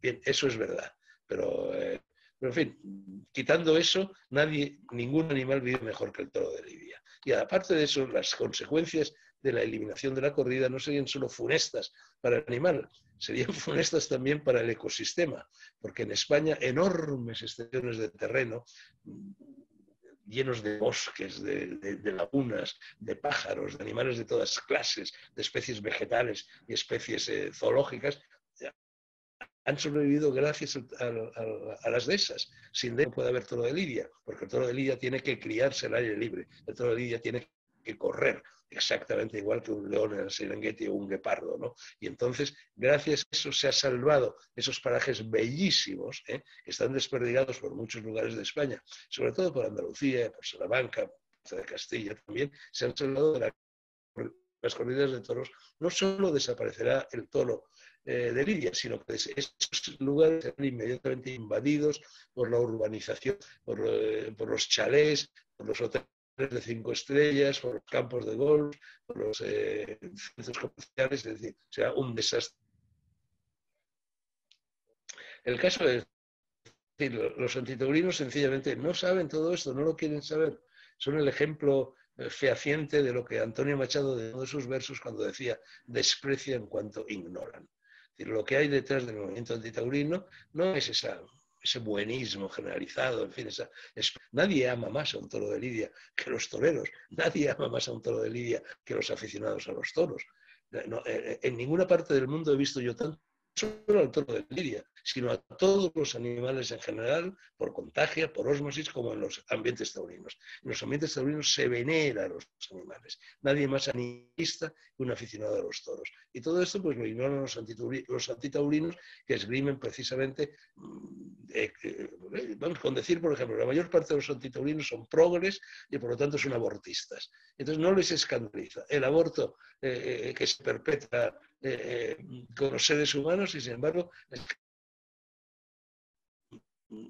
a los 4 o 5 años de vivir como un sultán a los toros de lidia. Es delirante, es delirante. Es una forma de puritanismo, de manipulación política que ha hecho suya la izquierda, cuando la izquierda siempre fue taurina. Si en España ser aficionado a los toros no era ser de derechas ni de la República, había una afición a los toros, había toreros de izquierdas, había sindicatos de toreros, etcétera, etcétera, ¿no? Y ahora todo esto se ha tergiversado. Del malismo, del buenismo y del ecologismo. En definitiva, es un movimiento puritano. Y bueno, Fernando, es cierto que el toro durante la corrida siente placer debido a las endorfinas que produce al estar siendo toreado.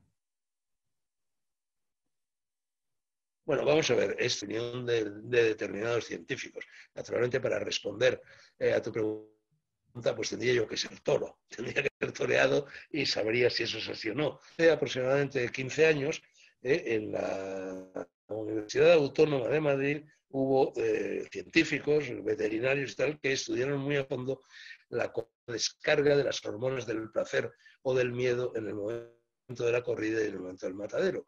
Y entonces descubrieron efectivamente, esa es la conclusión de un informe científico de cientos y cientos y cientos de páginas, elaborado por estos científicos universitarios, donde ellos descubrieron que cuando sale a la plaza segrega las hormonas del placer. Esto no es un disparate, porque el toro, la particularidad que permite al toro ser torero, es que es el único animal del mundo, el único que, como se dice en términos taurinos, se crece en el castigo. Todos los animales, incluyendo un elefante, incluyendo un león, esos hostigas, se acobardan, huyen, tienden a marcharse. Si ya se ven muy acorralados, entonces tienden a atacar. El toro, en cambio, cuando le clavas la pica, las banderillas, cuando lo estás toreando, se crece en el castigo, ataca, embiste. Si no embistiera no se podría torear. El toro embiste por eso, porque tiene esa particularidad con animal del mundo que no se acobarda ante el castigo, sino que se crece ante él. ¿Por qué? Pues porque es guerrero, porque ha nacido guerrero, porque su carácter es el carácter de un guerrero y a él le gusta guerrear. Entonces lucha, nadie le obliga a un toro a acudir al torero, nadie le obliga, el toro espontáneamente, y aunque le castiguen, y aunque se le haya dado, y aunque se le haya banderilleado, sigue acudiendo alegremente al reclamo del torero, porque es guerrero, porque le gusta. Y entonces estas hormonas del placer es la que te digo de la Universidad Autónoma de Madrid detectaron en la fisiología del toro que está en la plaza. Sin embargo, cuando el toro, ya sea toro de lidia, ya sea simplemente un toro no bravo, es conducido a un matadero, varios kilómetros antes de llegar al matadero empieza a segregar las hormonas del miedo, huele la muerte, ventea la muerte y además no tiene la muerte que su condición de guerrero le pide, le exige, un poco es como un samurái. Al samurái le gustaba guerrear.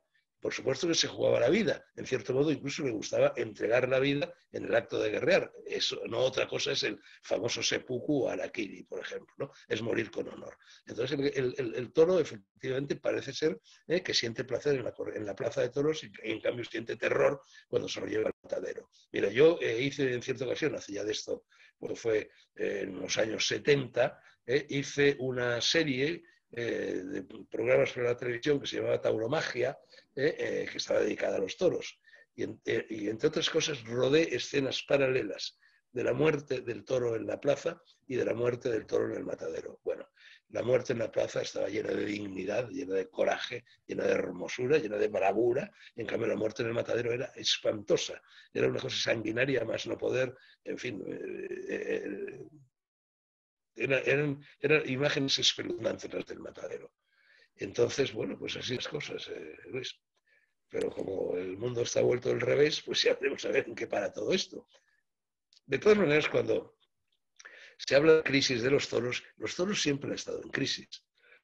Los toros siempre han estado en crisis como ha estado siempre en crisis la novela. La novela es un género literario que está en crisis prácticamente desde que se echa a andar.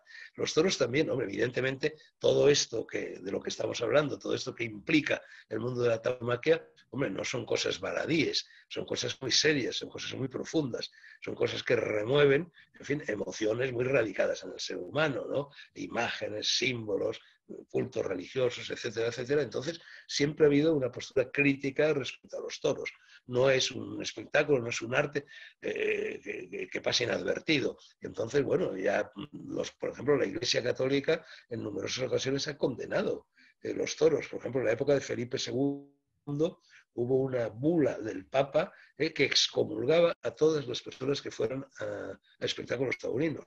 Felipe II, que era el rey que mandaba en España en aquella época, dijo, muy bien, pues si nos prohíben correr toros, correjo. En cualquier caso, nadie hizo caso de la prohibición. Recientemente se han prohibido en algunos lugares de España, concretamente en Cataluña, se han prohibido los toros.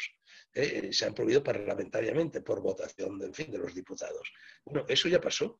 Eso ya pasó en la primera República Española, estoy hablando de en fin, aproximadamente de 1870, en la cual efectivamente se intentó prohibir las corridas de toros y se llevó a votación, se sometió a votación. En aquella ocasión, hace unos años en Cataluña, ganaron los toros. Ganaron los toros, al parecer, por pocos votos. Hubo muchas señorías, muchos diputados que ya entonces fueron en contra de las corridas de toros. Pero en aquel momento era la época de dos toreros míticos, Lagartijo y Frascuelo, que eran un poco, pues como en estos momentos serían, no sé, y Ronaldo, si nos vamos al campo del fútbol, eran adorados por el pueblo y entonces los diputados no se atrevieron a prohibir los toros y los toros ganaron la votación, pero se intentó prohibir. Entonces esto va a durar siempre. Los toros siempre van a estar en crisis, pero es muy difícil que los toros desaparezcan. Entre otras cosas, y aquí ya nos vamos al vil metal, a lo material, porque los toros generan en fin, dividendos económicos extraordinarios en todos los ámbitos de la sociedad. Y los toros, en contra de lo que los antitaurinos dicen, no le cuestan un duro al contribuyente. Los toros pagan impuestos, no los recaudan. Las corridas de toros no tienen subvenciones. Las corridas de toros se financian con la taquilla, con lo que pagan los aficionados cuando van a los toros. Otra cosa es que determinadas fiestas populares reciban subvenciones del ayuntamiento y ahí puede haber efectivamente espectáculos de toro en la calle que esté subvencionado. Pero como lo están las bandas de música o como lo están las jotas, los bailes, etcétera, etcétera, ¿no?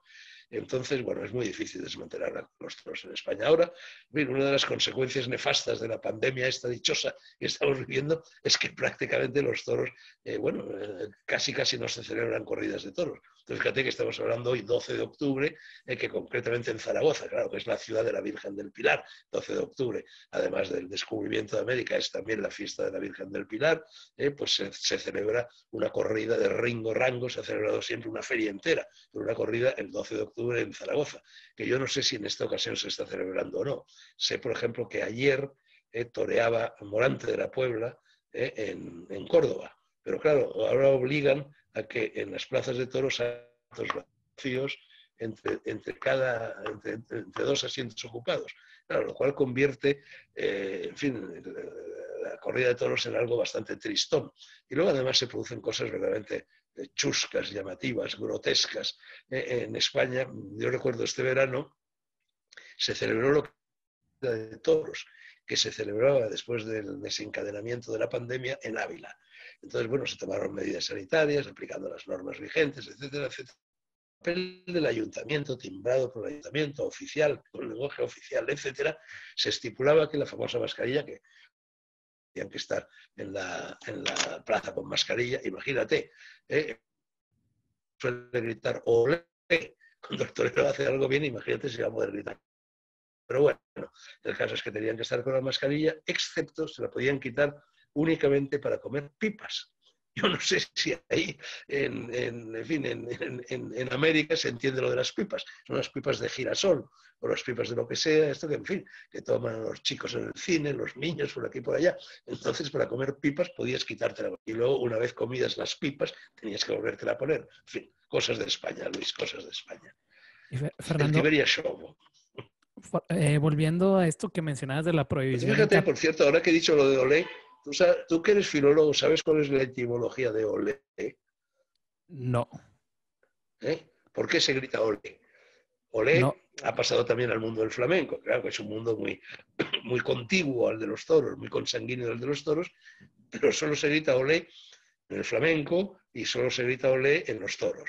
¿Por qué se grita olé? Es Alá.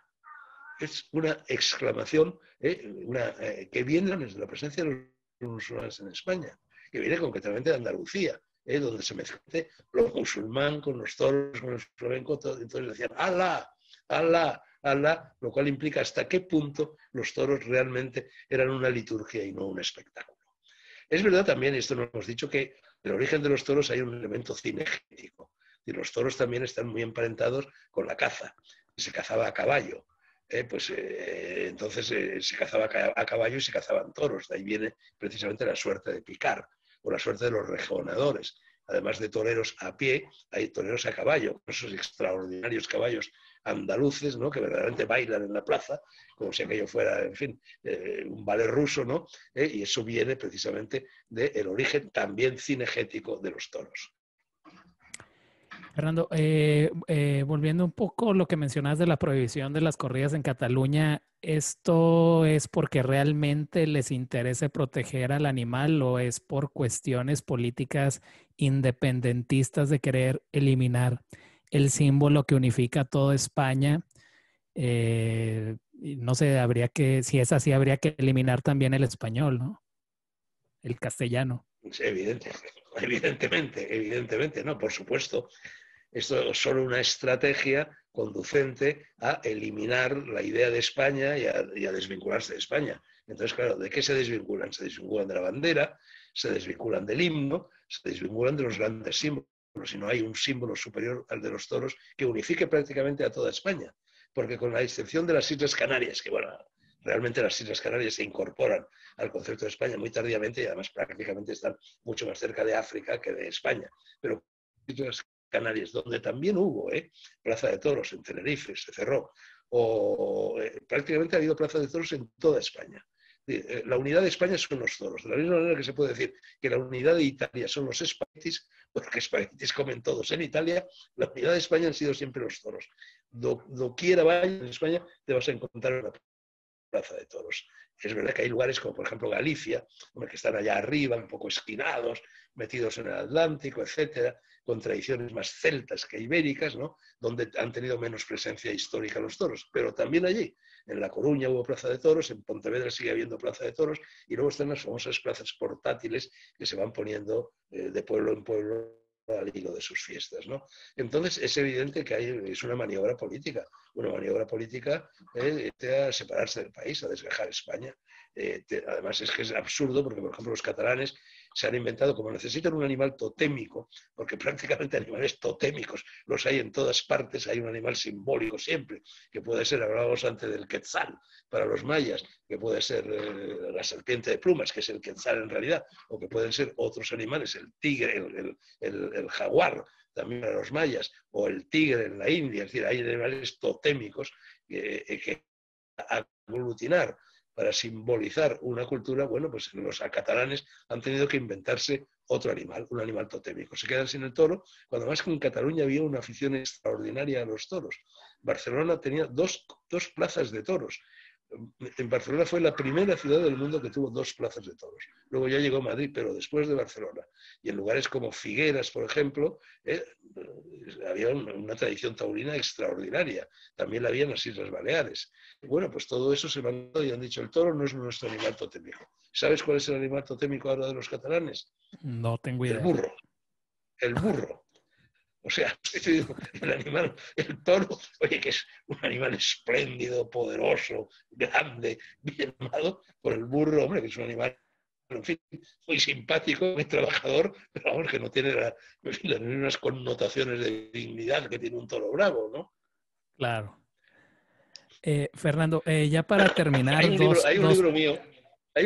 hay un libro mío, Luis, que no sé si conoces, es un libro que tuvo mucho éxito, que es un libro mío amargo, un libro duro, un libro antipático, un libro un poco borde, como decimos por aquí, que se llama Y si habla mal de España, es español. Y bueno, este es Lo un conozco libro y en lo el cual, tengo firmado por ti. vale, pues ahí me despaché a gusto con España, demostrando que soy más español que nadie, porque hablaba muy mal de España, y verás que en de ese libro, que yo lo escogí ex profeso, está el famoso toro de Osborne, ese toro gigantesco que está plantado en fin, en muchos lugares de la geografía española, un toro negro, ¿no? Y está ese toro de Osborne, símbolo de la tauromaquia para todos los españoles, con 3 pares de banderillas plantadas en el lomo.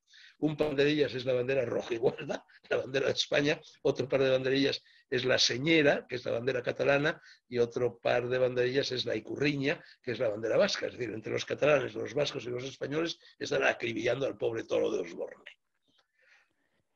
Fernando, ya para terminar, Bueno, me estabas diciendo algo. dos preguntas y ya concretas sobre toreros. Me gustaría que nos explicaras por qué se dice que Belmonte es un parteaguas en la historia de la tauromaquia y quién consideras tú ha sido el más grande torero de la historia, si es que puede haber uno, y qué diferencia había entre el arte de torear de Luis Miguel Dominguín y de Manolete. Bueno, son más de 2 preguntas, son 3 preguntas. Bueno, vamos a ver. Primero, lo de Belmonte como parteaguas. Es que realmente lo fue. Es decir, hay 2 grandes. Es decir, Belmonte cambió por completo el arte de torear. Es decir, hasta Belmonte siempre se decía, el toro viene y si tú no te quitas, el torero te quita el toro. Entonces, el torero cuando citaba al toro tenía que moverse, tenía que quitarse del medio y el toro pasaba. Y si el torero no se quitaba del medio, el toro se lo llevaba por delante o por lo menos lo hería, ¿no? Y entonces llegó Belmonte, que era un hombre que inventó una manera de torear que la gente no se lo creía, decía, esto no es posible. Es decir, citaba al toro y obligaba al toro, mandando en él, cargando la suerte, lo obligaba a desviarse. Y él se quedaba quieto, impertérrito. Claro, esto era muy emocionante. Por eso Belmonte se convirtió, bueno, en el torero que más pasiones ha despertado. Entonces, en lugar del viejo principio de cuando llamas al toro, si no te quitas tú, te quita el toro, pues dejó de estar vigente. y cambió por completo la forma de torear, porque a partir de ese momento todos los toreros, o casi todos, en mayor o menor medida, empezaron a imitar la forma de torear de Belmonte, es decir, no quitarse él, sino quitar al toro, obligar al toro a que fuera él el que se apartara, demostrando una vez más el poderío de la razón sobre la fuerza bruta de la bestia, ¿no? Eso en cuanto a Belmonte. En cuanto a lo que me preguntas, bueno, yo, mira, de decir un torero favorito, pues tendría que haberlos visto torear a todos. Y claro, yo la mayor parte de los toreros célebres que ha habido en la historia, obviamente ni yo ni nadie los hemos visto torear. Es verdad que en el caso ya del año 20, cuando fuera, bueno, empieza a haber algunas grabaciones cinematográficas de corridas, pero no, eso no es ver torear. La corrida de toros, yo por ejemplo, a mí eso me parece una falsificación. Los toros hay que verlos en la plaza, los toros hay que verlos y hay que escuchar a la gente, y hay que ver a los tendidos, y hay que estar atento a todo lo que pasa, etc. Ver en televisión, la televisión falsifica la corrida de los toros, por lo pronto, por ejemplo, te mete un primer plano. Bueno, los toros no se ven en primer plano. Uno está sentado en un tendido, más arriba, más abajo, según lo que le haya costado la localidad, y ve al toro, pues faenas, te ponen pases al ralentí. Bueno, es una monstruosidad desde el punto de vista de la tauromaquia, porque la tauromaquia es fundamental el ritmo, es fundamentalmente el tiempo. Tú no puedes alterar el tiempo que dura un pase y eso lo hacen continuamente en las transmisiones televisivas de las toros. He visto, bueno, a los toreros, a la mayor parte de los toreros españoles, pero a partir del momento en que yo tenía 20 años. Es decir, los antiguos no los he visto torear nunca, entonces no puedo opinar sobre ellos. Lo único que puedo es opinar sobre opiniones que otros esbozaron. Así que yo no te puedo decir quién ha sido el mejor torero de la historia, pero sí te puedo decir que Belmonte, yo no vi torear nunca a Belmonte, ¿eh? Pero que seguramente, por lo que sé de él, si me obligaran a elegir un torero, elegiría o bien a Belmonte, que es el torero del valor, que es el torero de la emoción, que es el torero del coraje, o bien a Joselito, que, con el cual toreó él continuamente, en fin, eran los dos grandes toreros de la época, que era el torero del dominio, que era el torero de la fuerza, que era el torero de la inteligencia más que de la emoción. Curiosamente, Joselito murió en la plaza, murió de resultas de la acogida de un toro, y en cambio Belmonte no murió en la plaza, Belmonte se suicidó. Pero hubo una película hace pocos años en España dedicada a Belmonte, de Achero Mañas, en la cual en un determinado momento, cuando ya Joselito ha muerto, Belmonte con él en los manos a mano de las corridas de las plazas de toros, se dirige a él, muerto ya Joselito, y le dice, tú me ganaste. Y explica por qué. Aparentemente ganó Belmonte, que fue el que no murió en la plaza. Pero Belmonte se dirige a Joselito, muerto ya, y le dice, tú ganaste porque tú conseguiste lo que es la mayor gloria de un torero, que es morir en la plaza. Efectivamente, no hay mayor gloria para un torero que el morir en la plaza. Eso es su coronación. Y en eso José le ganó a Belmonte. Pero en fin, Joselito y Belmonte son las dos maneras emblemáticas de torear. Una, a fuerza de coraje, a fuerza de valor, a fuerza de emoción, y otra, a fuerza de talento, a fuerza de elegancia, a fuerza de inteligencia, ¿no? Tú me preguntas por Luis Miguel y Manolete. Bueno, Luis Miguel y Manolete, por lo pronto, Luis Miguel, los dos eran dos grandes toreros, pero dos toreros muy diferentes. Luis Miguel era un playboy. Luis Miguel era un hombre muy guapo, muy apuesto, era muy frívolo, en fin, ligar con actrices, tuvo toda clase de amores con mujeres hasta extremos. Contacto, no con él, yo Luis Miguel no lo conocí nunca, pero sí tuve mucho contacto con Domingo Dominguín, que era su hermano mayor y que era el que en un determinado momento su apoderado, y en fin, el que lo llevaba por aquí y por allá. Y entonces me contó muchas cosas de Luis Miguel Dominguín. Hay incluso un libro que he leído recientemente sobre los Dominguín, porque claro, los Dominguín son una de las grandes dinastías toreras que ha habido en este país. Entonces, Luis Miguel era un torero muy poderoso, era un torero a la manera de Joselito, era un torero atlético, era un torero con mucha fuerza, ¿no? Pero era un torero frívolo, era un torero que toreaba mucho de cara, convertía los toros en espectáculo. Decía, yo soy el número uno, retaba a la gente, era desafiante, etcétera, etcétera. Manolete no era así, Manolete era todo lo contrario, Manolete era, Luis Miguel Dominguín era todo hacia afuera. Manolete era todo hacia adentro, era introvertido, era místico, era misterioso, era silencioso, ¿no? Y curiosamente, toreaban los dos juntos cuando en Linares pues un toro mató a Manolete.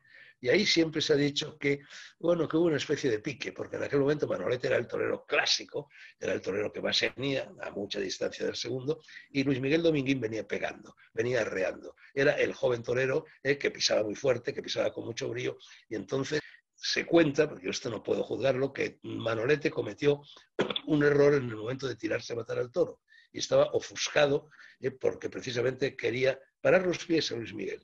Entonces, en fin, esta rivalidad le ofuscó lo suficiente para no darse cuenta de que estaba matando el toro a contraquerencia.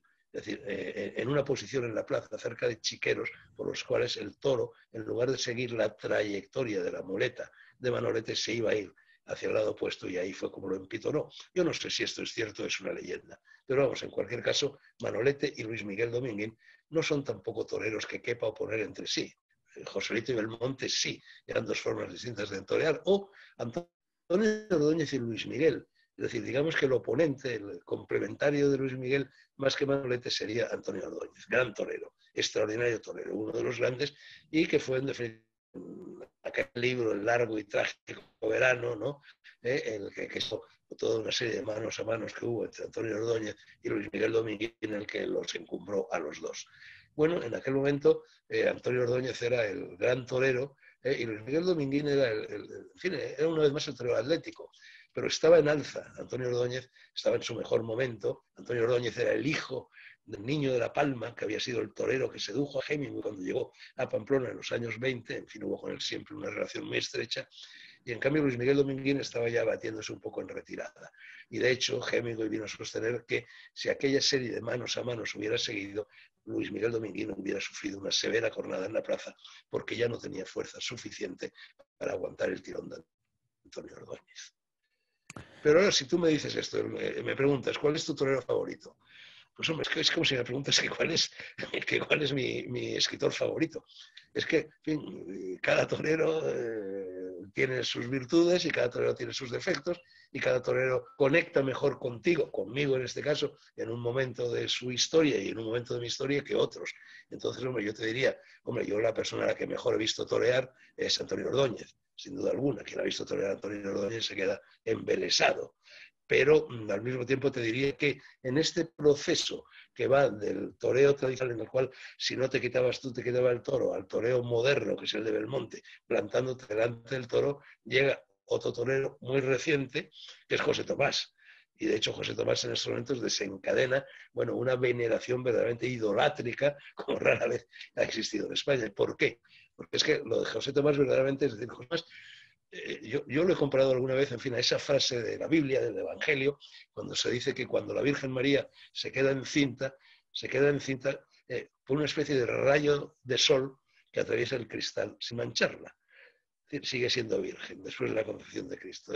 Entonces yo siempre suelo decir que José Tomás es así, porque José Tomás, por supuesto, que se queda delante del toro, por supuesto que aguanta la cometida del toro, pero es que es como si el toro pasara a través de él, como el rayo de sol por el cristal. Es milagroso, es portentoso que no lo haya cogido 40 veces, lo ha cogido unas cuantas, algunas de ellas muy graves, pero en fin, no ha llegado a matarlo nunca, ¿no?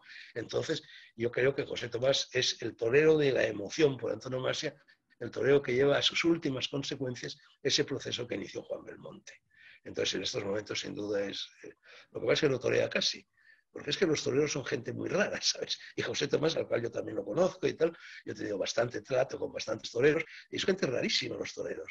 Vamos, yo siempre digo que son como arcángeles, que tienen la mitad del cuerpo en el macrocosmos y la otra mitad en el microcosmos, ¿no? Y entonces José Tomás está prácticamente, ahora lleva ya varios años que, en fin, como mucho torea una corrida al año, en plazas pequeñas, es decir, es muy misterioso, muy misterioso. Claro, además José Tomás hace 3 o 4 años, o por ahí, quizá alguno más, no, alguno más, 7 o 8 años, hizo algo que suele sentar muy mal a los toreros. Tuvo un hijo. No se torea igual cuando tienes un hijo que cuando no lo tienes, ¿no? Hay ya una responsabilidad, tal. Entonces, bueno, yo creo que ese momento en el que José Tomás tuvo su hijo marca una inflexión en su trayectoria. Pero bueno, a lo mejor estoy literaturizando. Bueno, Fernando, pues hemos terminado. Me quedan todavía varias preguntas, pero ahora sí que nos hemos extendido en la plática y podríamos extendernos mucho más. Te agradezco tu tiempo y pues hasta otra emisión más, Fernando. Bueno, yo, si me lo permites, te cuento solo una anécdota, Sí, ¿vale? adelante, De mis adelante. contactos con... es una anécdota que es una de las cosas que verdaderamente más satisfecho me han dejado en la vida. Es una anécdota que me llena de honor, ¿no? Yo, perdón, hablo tanto que acabo tosiendo. Yo intervine, esto fue, pues fíjate, esto fue en 1902, intervino en un célebre programa de televisión que se llamaba Su Turno, que dirigía Jesús Hermida, presentador de televisión, un periodista muy conocido en España. Fue el que transmitió, por ejemplo, el viaje de Cabo Cañaveral a la Luna y todo aquello. Bueno, entonces Hermida dirigía este programa Su Turno, en el que él hacía de juez y siempre enfrentaba, bueno, a dos equipos, digamos, que el uno defendía una cosa y el otro la contraria. Y entonces hizo un programa sobre toros y toros no. Y yo encabecé, éramos 3 y 3, encabecé, digamos, el equipo pro-taurino frente al equipo antitaurino, que estaba representado por una alemana y un uruguayo y un catalán. ¿Eh?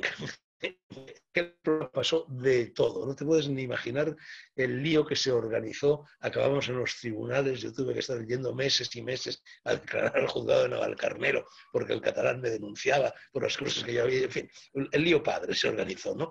Y entonces, 2 meses después de esto, aproximadamente, claro, esto fue muy sonado, ¿no? Yo bajé a Sevilla, que iban a torear Curro Romero y Rafael de Paula, que eran los dos toreros del arte exquisito, ¿no? Ahí a la Maestranza Sevilla. Y entonces, por cierto, es la última vez que yo vivo, ya que, en fin, estoy hablando con un profesor de literatura, que yo vi vivo a Bergamín. Bergamín, que es un poeta y escritor extraordinariamente aficionado a los toros, que escribió un libro maravilloso sobre la música callada del toreo, en la cual explicaba lo que era el toreo Rafael de Paula, este gitano. Entonces, bueno, yo iba camino de la plaza, me encontré a Bergamín, al cual conocía, sentadito ahí en una terraza, en fin, a 50 metros de la Puerta del Príncipe. Me toreaba, como ya te he dicho, Rafael de Paula, que era su torero más admirado. Me senté un rato con él, me tomé un café con él y luego seguí hacia la plaza. Y en la puerta de la plaza, antes de entrar en la plaza, en la puerta grande, vaya, en la puerta del Príncipe, se me acercó, había un grupo de aficionados y uno de ellos se me acercó, rodeado por sus amigos, para agradecerme la defensa de los toros que yo había llevado a cabo 15 días antes en televisión. Y entonces yo, en fin, hablando con él, le agradecí lo que me dijo y bromeando le dije, sí, aquel programa me valió 1 millón de amigos y 1 millón de enemigos. Y entonces este aficionado de Sevilla me dijo, pues el 1 millón de amigos lo tiene usted aquí, en el sur. La verdad es que aquello me encantó. Perfecto, Fernando. Bueno, pues muchísimas gracias y como siempre, pues un honor tener estas charlas contigo. Muy bien. A ver qué hacéis ahora en la corrida que se avecina en Estados Unidos, Luis. Ahí Pues también tenéis dos matadores enfrentados, ¿no? Trump y ah, Biden, ¿no? así es que, bueno, Y, cada vez y hay, y hay un toro de Lidia, que es el virus, así el es. que hay que torear también. Vamos a ver el desenlace ya en pocas semanas, Fernando. Ya noviembre se acerca y vamos a ver qué pasa. El 4 de noviembre, ¿no? Si no El estoy 3 de, no- equivocado. bueno, es el 3 de El noviembre, 3. Bueno, pues pero aquí nos ahora, sabremos el 4, claro. pero ahora con esto de las votaciones por correo, que a mí se me hace una estupidez, van a dar los resultados eh, después de, no como se ha hecho siempre, a principios de noviembre, sino que de aquí a que los cuenten, etcétera, etcétera. Entonces sabremos quién va a ser el próximo presidente unas O semanas sea, de después verdad. del 3 O de sea que noviembre. yo me voy a perder, que eso me gusta mucho verlo la noche electoral del 3 de noviembre para averiguar quién ha ganado. No lo voy Sí, a saber. no, parece que este año no, porque van a tardar todas estas boletas que se están mandando por correo, van a tardar en Ya. llegar y en lo que se cuentan, etcétera. Así que al parecer se darán a conocer tardíamente los resultados. Pues ya me has chafado esa noche que me las prometía muy felices. Pues esperemos que todo sea para bien, Fernando. Claro que sí. Pues nada, Luis, Gracias, hablamos Fernando. en nuestra próxima charla. Gracias a ti. Hasta la próxima. Venga, hasta luego.